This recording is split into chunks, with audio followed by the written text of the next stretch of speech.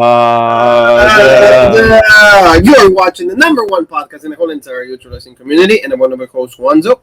And I'm your other host, Jean-Paul Leck. Together we are Raw Break. How's every single one of you? Happy Tuesday. Time to talk about NXT.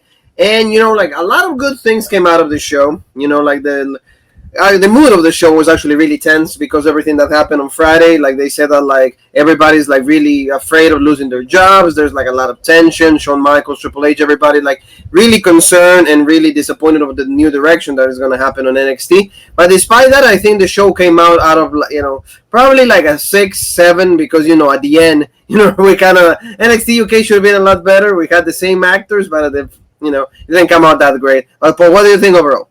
Yeah, overall, it was a pretty decent episode of NXT. They're getting us excited for TakeOver 36. I'm excited, but there was, like you said, some kind of just typical, main roster inspired NXT stuff going on. What we saw a little bit in the main event was a little goofy, and of course, there's some comedy, the Garganos and everything. But overall, I think this was a pretty good episode of NXT.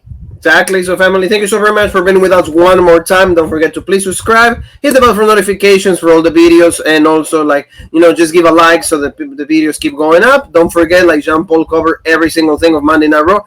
There's a lot to cover, but is it actually enjoyable? No, it's not. I mean, the RK Bros, it seems like they're actually coming to an end, not even with a championship run. We don't know yet, but Randy Orton kind of turned heel on Matt Riddle, so we don't know what's gonna happen. But what do you think, Paul?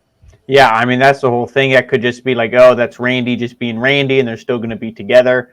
I would think that they probably will be, but, who really knows? We saw a new gimmick for Elias, what's going on with him, and just more stuff with the women's triple threat and Bobby Lashley, Goldberg, and, it's just too much on Raw, and not a lot of it's good. So yeah, exactly. Yeah. It's a lot, but nothing is good. Nothing is good. So, but Jean-Paul actually summarizes everything. So, please, check him out.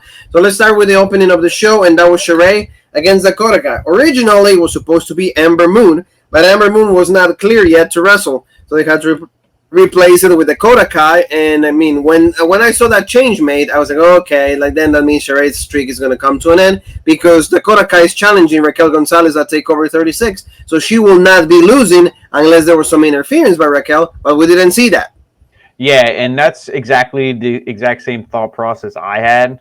I was like, okay, this is perfect because they said Raquel is going to break her silence. Maybe during this match she's going to come down, somehow cause a distraction, and then Sarray will pick up the win, and then, then maybe she'll beat up Dakota Kai, and then she'll cut her promo as in, breaking her silence. Maybe that's how it'll go down. But as I'm watching this match, it keeps going on. Like you said, Dakota looked really good. And I'm just I don't know. I don't know if this is how I would have did it. But maybe they don't want to capitalize on Sarray like they did with an Io Shirai or an Asuka, where an undefeated streak and stuff like that. Maybe that really doesn't mean anything to them. They're like, it doesn't matter. But I felt like they were kind of talking about it a little bit. Oh, she's so good, this and that, and everything else. And then just have her lose here flat. And immediately when it's over, Raquel, boom, comes out. And then it's you almost forgot that. It's we had this match and this, this woman who we were kind of, pushing is just comes to a screeching halt. For what? For this? You could have put anybody. Could have been, was it Sarray? Sarray, I think, yes. How you say Sarray, yeah, sure. Yeah, her, just be her match got postponed. And give Dakota Kai a jobber. I don't know. Or you should rate somebody else, Yeah, exactly. It didn't make sense. Given anybody. You could have been Jessica Mea. You could have given Catanzaro. You could have given anybody, but you had to give Dakota Kai. And like you said, the Dakota kick, the kind of the Holuba kick that she does, very similar. And then 1, 2, 3. And I don't know what it is with her, but like you said, it's not Io Shirai, it's not Kairi Sane. It's not one of them that you see the path for them is wins, championship opportunities. It's just she started out and then it's to deflate like a balloon. I don't know why, but no, it's not really capitalizing on her. Remember, hey, I won a match with Toni Storm, so SmackDown, and then you can't honestly blame NXT for that because if they were we're gonna have a feud for a couple weeks, Toni Storm gets pulled out from under you. Well.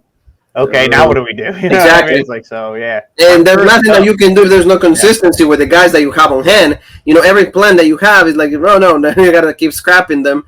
And pretty much Raquel just said, "Hey, mamita, I'm gonna destroy you at Takeover. We were buddies. We were like Shawn and Kevin Nash. It's not gonna happen, and I'm gonna just let you in pieces." And what it is, Takeover 36, which is okay, but like, do we believe the rivalry? Is that I don't know how invested I am into heel against heel.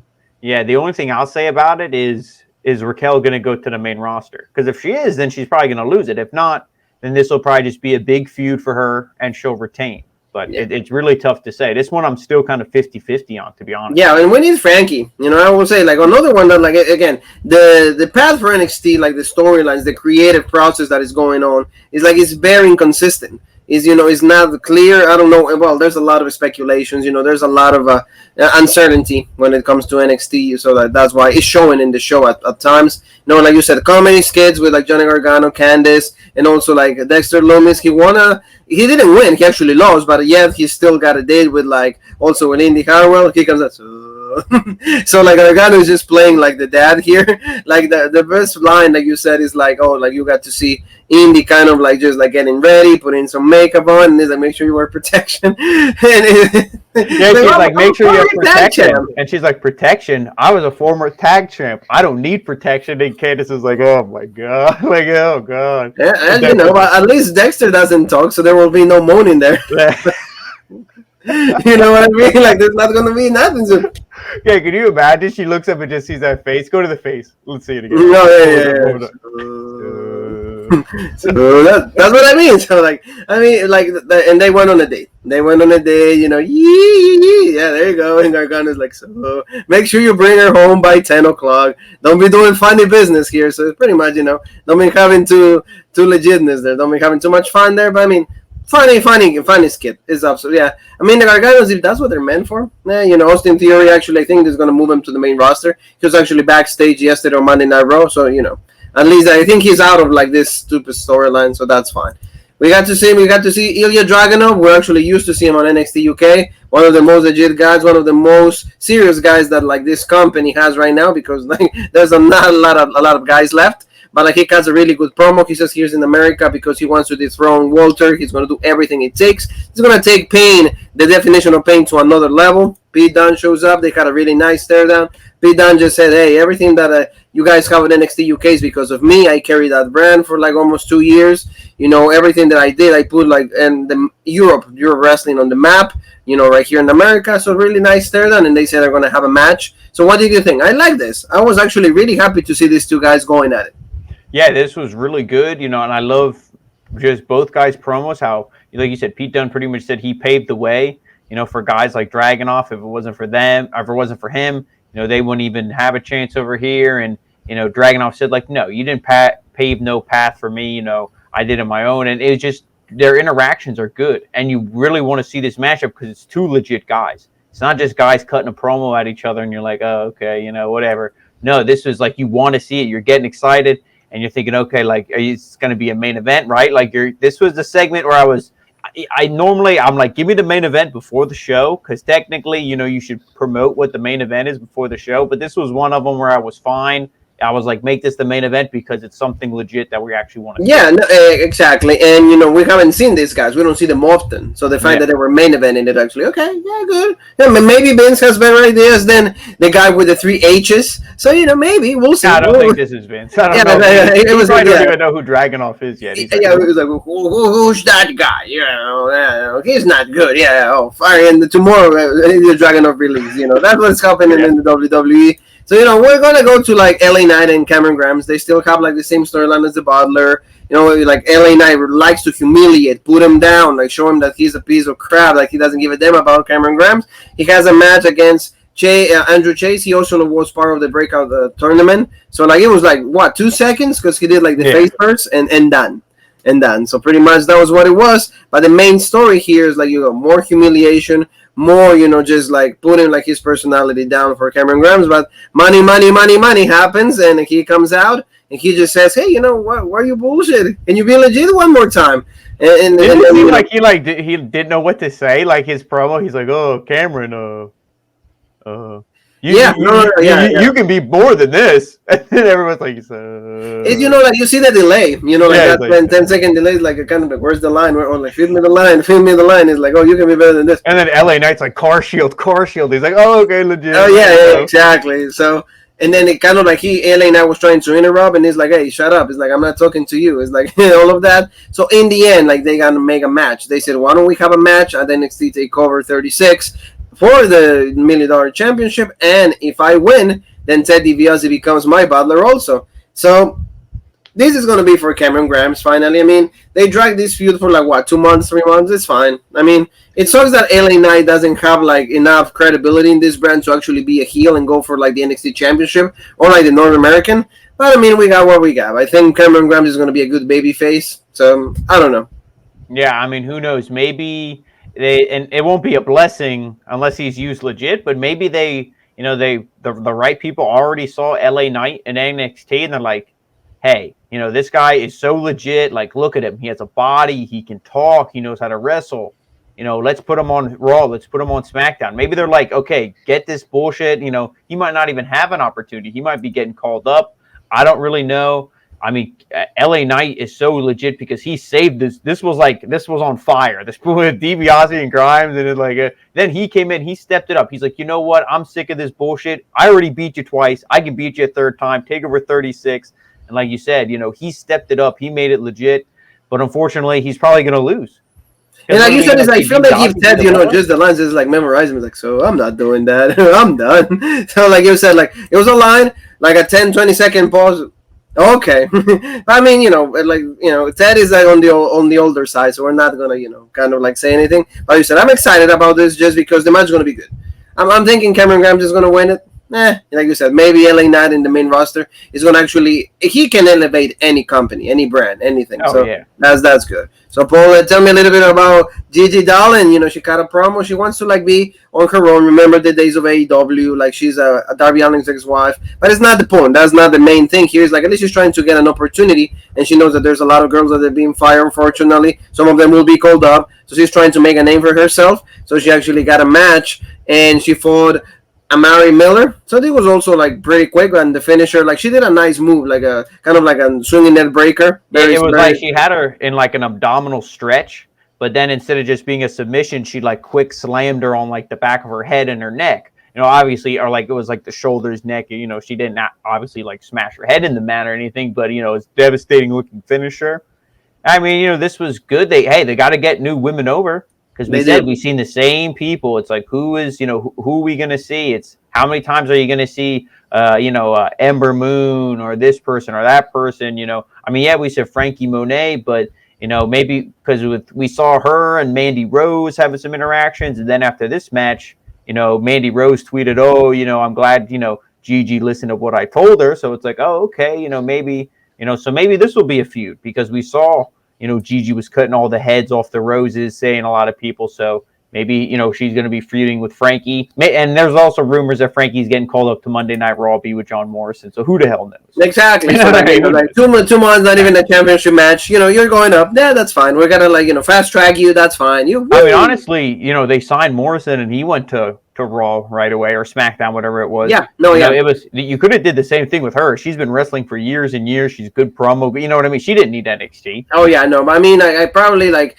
she was the one. Oh yeah, I want to like see how WWE is. Like, they're probably like, please. They're probably like, please, no, I'll go to NXT. It's okay, Oh yeah, exactly. It's like I don't want to get like buried in my first showing. So that you're right. So that was cool. So good stuff with like Darling. We'll see what actually keeps like the waves going back. Like you said, they need to build new characters. Yeah, especially if the focus is going to be right now like different people that I suppose they have the it factor. We'll see what happens. So like this is a nice promo by Isaiah Swerve Scott and his group Hit Row. Like I like the fact that they were all rhyming. It's fine, but like the main thing for me is when he grabbed like the mask, the luchador mask, and like he's like he's put it on the fire. Really cool stuff, just making fun of like Santos Escobar and Legado del Fantasma. So this is cool because the feud now is very personal. When you did that, you just you just put yourself in a really, really dangerous territory. I like it. They are going to those depths that like they want to just fight. It's just more. It's not about the title anymore. It's personal. So I like. Yeah, and that's how you'll get a title belt to feel legit. when you almost forget that the feud is about the belt. Like, it becomes so personal. Like Rock and Stone Cold, he's like, I need to beat you. That's kind of like how, I'm not comparing the two, but when a feud, you don't even think about the belt. You just think about the personal feud. The hatred, yes. Yeah, that's what makes it, legit. And this is good because these guys have been feuding forever. If you really think about it, yeah, there's some breaks in between. Sometimes, you turn face, you turn heel, you do whatever you do. But these guys have been feuding, for a while, not over the same belt, but, over different championships and everything. So this is good. I'm looking forward to it. Yeah, exactly. So now let's go a little bit about more indie and Dexter. Legit. Like the indie eats a lot. Chicken tenders, like soup, tortellini, like a lot of stuff. And Dexter, so I'm gonna have to pay the bill. But like they found out like Candice and Johnny were at the restaurant. All of that's funny stuff. I mean, it's just fine. Whatever. And then like they actually had a cake, and then Johnny's like, no, it's not my cake, it's our cake, because then they wanted the dessert. So they end up like slamming it against Dexter. So I bet that won't be the last time he gets cake shoved in his face.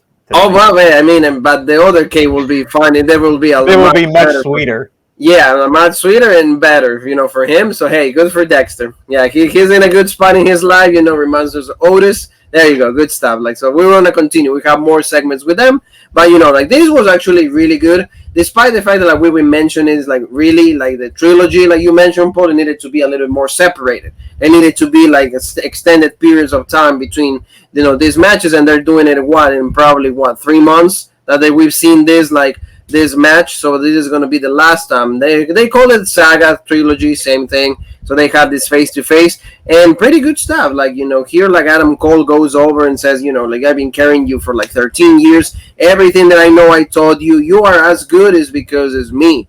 I made you, all of that. Kyle O'Reilly also mentions a little bit more of the story. But the main thing was, like, they announced the match for TakeOver. And also, like they said, it's going to be about 2 out of 3 falls, which I like. That's how you end up a rivalry also. If it's not Hell in a Cell, at least 2 out of 3 falls. First fall, Paul, is going to be pinfall and submission. Second one is going to be a street fight. And, what do you think so far? Yeah, I mean, this was good. He let each guy pick a fall. O'Reilly's like, you think you're the best wrestler. It pisses you off that I beat you, and that's why I want a standard wrestling match. And Cole's like, you're a freaking idiot. He's like, you beat me in a match, that it didn't count and all this stuff. And they keep going back and forth. He's like, you think you're a better wrestling than me. I taught you everything you know.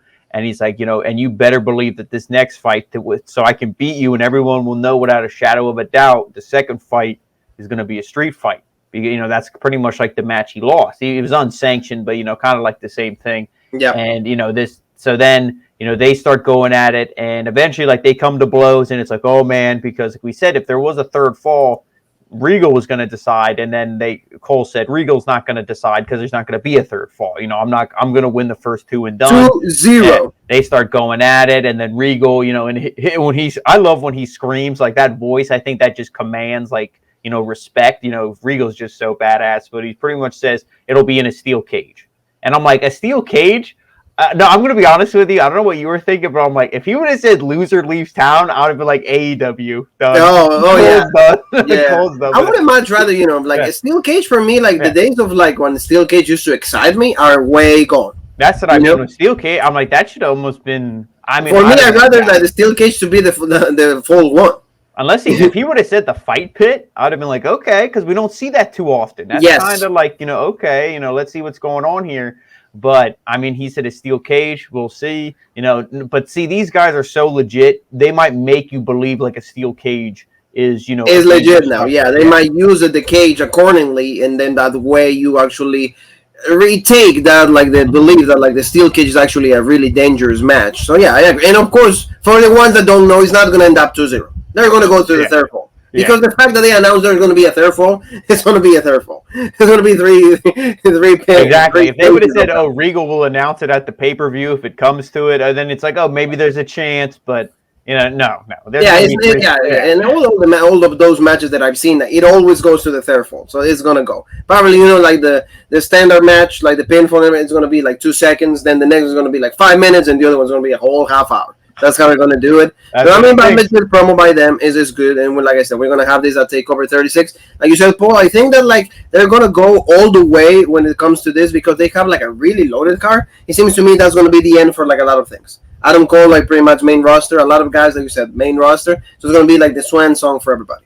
It's gonna be like a farewell for a lot of guys. So that's why they're going all the way, or maybe for like the whole era of NXT, and then we're gonna actually see the dawn of a new era, and that's gonna be with like no more midgets, no more Garganos. A lot of people are out of a job, like I don't know. I mean, maybe like you said, this mass exodus is like, hey, instead of just picking one or two guys from NXT, give us like 20 dudes from men and women from NXT. Give us all these guys, and now all your PC guys and all your other new talent.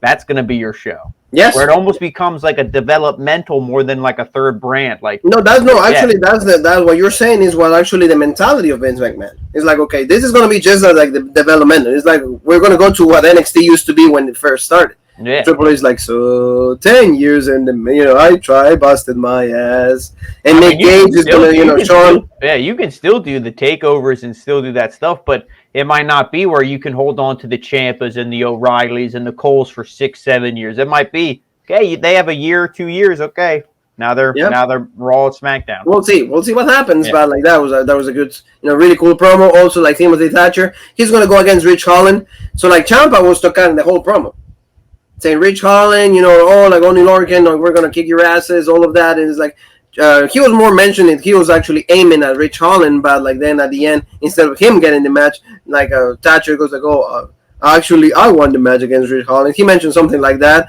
and then of course Ciampa like throws the chair, he gets all so mad, and then we got to see Timothy Thatcher's laugh. So I mean, like the guys are cool, but again, if they don't win the championship, to me it's just like done. These guys are like for as cool as they are, they need to have goal around them. They need to be having championship matches. They need to win. When I saw this promo, Champ is so good, and he's pretty much calling out, this saying that they're the most legit team. They're the last of a dying breed. Nobody, lives and breathes this business like they do. They treat it so legit, and they pretty much calling out Rich Holland, and they, like you said, Ciampa gets so intense, but then Thatcher stops him and is like, no, like allow me, and then it goes back to the old thing where he's like, class is in session. And this is going to be good, like you said. This should be the feud. And then we saw the tag champs later on, and it's like, man, this is just so shit compared to this other feud. It's not even funny.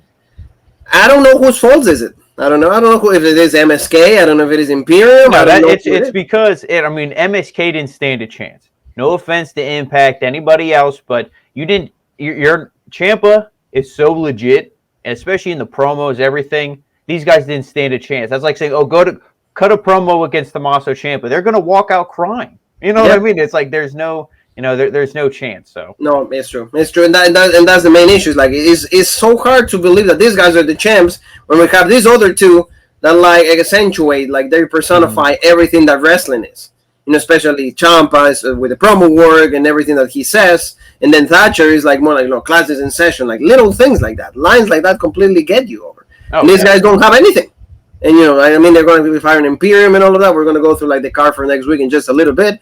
But, we got to go to the semifinals of, like, the breakout tournament. Odyssey Jones going against Trey Baxter. This was also, like, another 3 minutes. And, like you said, Paul, like, there's a lot of guys that, like, they're going to be promoting now, like, the bigger guys. So, like, this was actually a complete domination by, like, Odyssey. A lot of people are comparing him with Mark Henry already or, like, Willie Mack. So, like, he just, like, dominated Baxter and then a big move. I think it was, like, a choke slam or something like that. Like, a big slam, 1, 2, 3. Yeah. He advances to the final, rightfully so, because, like you said, this guy is really good, and he's going to go against, I'm assuming, like, Duke Hudson, because he's going to go against Carmelo Hayes next week. So, we'll see what happens. But Odyssey, a lot of people are already pushing the guy, saying that he's going to have a really great career in WWE. Yeah, and what would be an awesome match? Odyssey Jones versus Samoa Joe for the NXT Championship match. That would be awesome. Joe can, put this kid, not put him over as in he wins, but let him get a lot of good offense in. And I think, but Joe will eventually choke him out. But not to get ahead of myself, this match was good. Odyssey Jones is great. Like you said, to me, it's like you took Willie Mack, Keith Lee, Mark Henry, threw them in a ball, mixed them up, and it's like, this is Odyssey Jones. This guy's great, and he has that charisma. Yes. Like that's the one thing. Keith Lee is so legit, but, in NXT more so, but main roster, it seems like he lost all his charisma, done. This guy, he's jumping up and down, yee, with the fans. He talks to his mom. Like he mentioned the mom, right? Oh, mom, I did it. Yeah. Yeah, he has the charisma, and I think Duke Hudson in the finals. he finds ways to connect with the crowd, like you said. It's like, and it's not Nick Gage, but it's not like that. But but like you said, really cool stuff. So like Mr. Regal, like he's laughing, yee. I've been, I gave Goldberg his best match, yee. So there you go. He loves it, and he's just gonna mention like the card for like the next show, which is gonna be pretty decent. Also, but it's gonna be like the last. Like the last show before like Takeover, and it's going to be NXT Cruiserweight Championship match. It's going to be Kushida against Roderick Strong. This is good, despite the fact that unfortunately Bobby Fish is out of the WWE. He got released, and then the NXT Tag Team Championship match. They know this is not good enough to make the pay-per-view, and that's why they're having it, on the show before, NXT Takeover. So this is going to have. I hope that Imperium actually wins those titles, so that they like Ciampa and Timothy Thatcher have an opportunity here, because MSK are not doing anything with them. So at least that's how I feel they're going to go. Yeah, and I mean, maybe just because I don't care for them too much, but I was almost going to say don't be surprised if they fire MSK. They won't, but it's like, no, I really feel they're going to take the belts off them here. I don't see them holding on to them.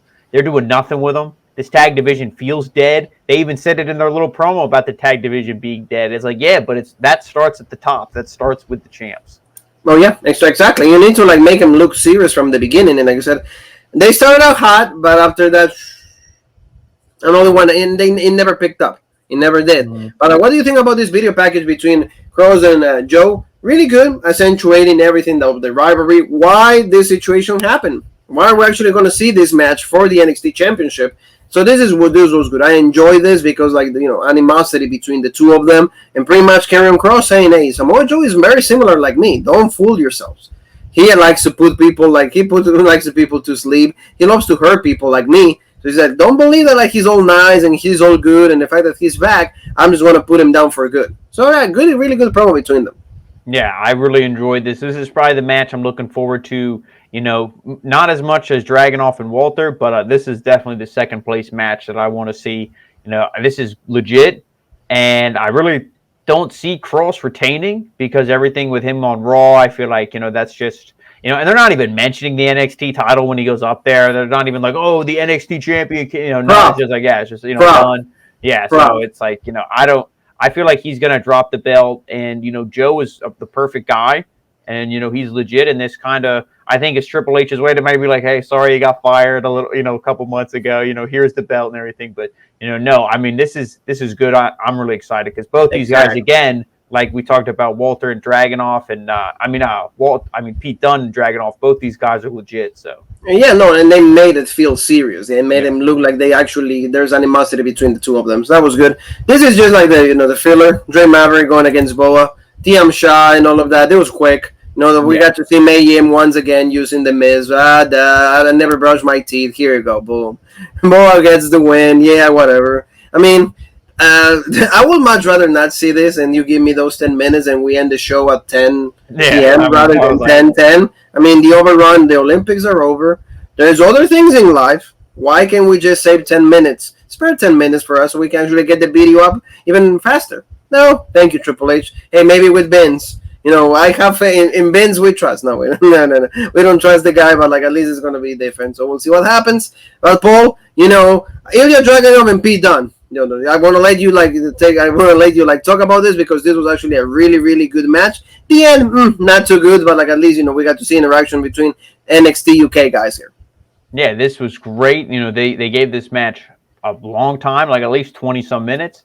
And of course that includes entrances and everything, but this was good. Pete Dunne, the way that they present him, he could easily be a guy who could have beat Karrion Kross or, whoever the NXT champ. They're presenting him so good. He looks so dominant in this. Anytime Dragunov try to make a comeback, whether it's big clotheslines or, a big power bomb, it doesn't matter because it was always the joint manipulation or an arm bar. Pete Dunne was, I would say, almost always in control of this match. Yeah. Pretty much until the very end, and not to skip to the end, but, Dragunov hit a lot of his offense. Like he hit the Constantine special, but then, boom, Pete Dunne right back on top of the offense. Pete Dunne had him in the triangle, big power bomb, boom, like I said. But Pete Dunne fights back, he gets in control, and then he hit, he hit what was it? The German suplex where he picks him up and it's real slow till he brings him back. That was a real close near fall, like a 2.9, whatever you want to call it, kicks out. I mean, this was good. Then Eventually, Dragunov sets up. Okay, he's setting up for the Moscow torpedo or whatever. I think it's what they call Moscow. Yep, When he the does the Moscow big torpedo, torpedo Moscow is the same thing. Torpedo Moscow. He's set up in the corner. He's ready and then we hear Walter's music. And to me, done. At this point, not Pete Dunne, but done. I was done. I'm like, oh, really?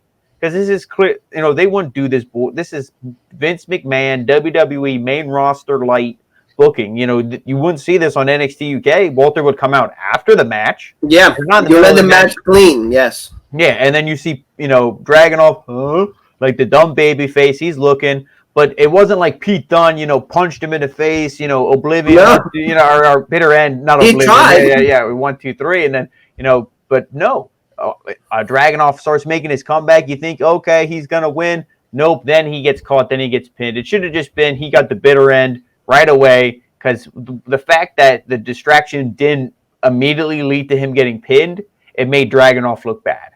It looked, I agree with you. I didn't like that either. It should have been, this is the bitter end, and then that's it. No, you don't counter it to fall for it one more time. Yeah, and then you see, then Walter walks down, and Pete Dunne's like, oh, okay, they just, they'd have no interaction, because when even in the promo, that happened earlier between Dragunov and Dunne, he was like, I'm going to do the one thing that you never did, and that's beat Walter, and that pisses you off, and that kind of got the animosity going. So it wasn't like Pete Dunne and Walter had to stare down. I'm thinking, oh, okay, maybe you're going to tease that again. Something. Nope, they just walk right past each other like nothing. Hey, buddy. And then Dragunov just pretty much beats up Walter. He hits him with the torpedo Moscow. Walter sells it like a gunshot, like he's dead. And then you're like, oh, okay. And then Dragunov holds up the belt. So in the order of who looks the worst here, I would say Walter looks the worst. Yeah. He comes out one move and done. Pete Dunne looks the best. Pete Dunne won the match, and he's not even involved in any of the matches in the takeover. Yeah. I was like, what? I mean, that's what I mean. It was a great match. The ending, it was like you took a bunch of ideas, threw them in a hat, shook it up, and you're like, this guy's gonna attack this guy, and then this guy comes out, and then this happens, and then okay, and then credits. It was like what you mentioned. It was just typical WWE main roster booking. Just like very, very predictable, and also like. So the both guys that are supposed to look like great, neither one of them look good, because the one loses and the other one, just gets a move and done. So because I don't know why people think like, Dragunov in the record books lost the match just because he holds up the belt. That don't mean shit. He lost the match. Yeah, you know what I mean. So I was like, so Pete Dunne should be the one challenging. Yeah. But there you go. But that's what we got, family. Thank you so very much to every single one of you for watching the video, for being with us, for everything that you do for this channel. We're going to keep, growing, continue delivering great product for you. And, don't forget, subscribe, hit the bell for notifications. Also, give the video a like so more people are exposed to Rope Break. And where else can they find us in the social media ways? And that is Rope Break on Facebook, OG Rope Break on Twitter, Original Rope Break on Instagram, Twitch, and TikTok. And, of course, right here on YouTube, the home of the #1 podcast in the YouTube wrestling community, the Original Rope Break. So you and me have one more thing that is left to say, and that is...